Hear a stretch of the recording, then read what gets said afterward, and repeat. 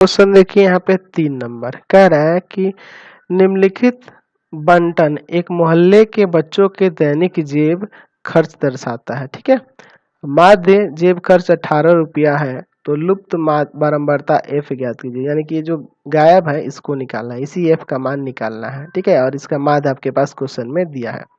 ठीक है, तो चलिए इसको बनाते हैं। बहुत ही सिंपल सा क्वेश्चन है। यहाँ भी हम इसके लिए चार्ट बनाएंगे पहले। ठीक है, चलिए अपना एक चार्ट बना लेते हैं इसके लिए। ठीक, चलिए अब इसमें एक बॉक्स तैयार कर देते हैं ना। तो ये हो जाएगा आपका वर्ग अंतराल के लिए, ये उसकी बारंबारता के लिए, और यहाँ पे एक और दे देंगे। ठीक है, x i f i x i के लिए। ठीक है, चलिए अब इसके मान को जो जो दिया है हम लोग यहाँ पे दर्शा देंगे। ठीक, चलिए लिखना होगा ना ऊपर।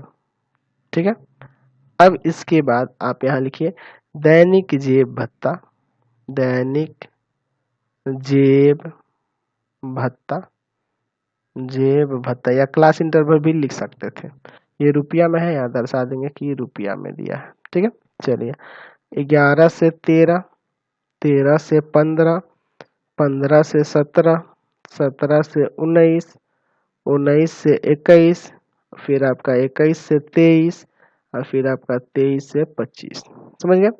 अच्छा, यहाँ बच्चों की संख्या, बच्चों की संख्या, बच्चों की संख्या यानी कि एफ आई दिया है। ये समझ रहे हैं ना बात को, एफ आई दिया है। ठीक है, याद रखेंगे एफ आई है। क्या क्या दिया है तो 7, 6, 9, 13, एफ, फिर 5 और फिर 4। अब एक्स आई निकालते हैं, यानी कि वर्ग चिन्ह निकालते हैं। वर्ग चिन्ह निकालते हैं तो वर्ग चिन्ह इसके बीच का ना, तो जोड़िएगा तो 24, 24 में 2 से भाग करेंगे 12। ये सिंपल ही दिख रहा है। इसके बीच का संख्या, इसके बीच का संख्या 14, इसके बीच का संख्या कितना हो जाएगा 16, फिर 18 है ना, फिर 20, फिर 22 और फिर 24। ठीक है, ये वर्ग चिन्ह यानी कि एक्स आई निकाल गया। अब क्या करना होगा आपको f i x into x i निकालना होगा, यानी कि इसमें इससे गुना करके लिखेंगे यहाँ पे।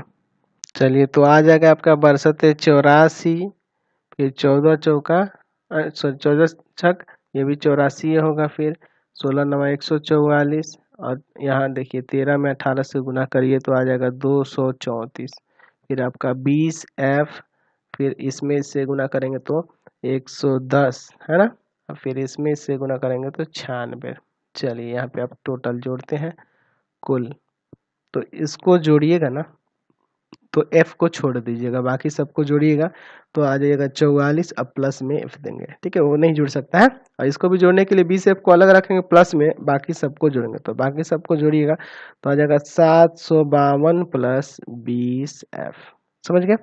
तो ये जो मान निकला है ये है सिग्मा एफ आई। ठीक है, और ये जो मान निकला है ये क्या है सिग्मा एफ आई एक्स आई का मान, यही ना।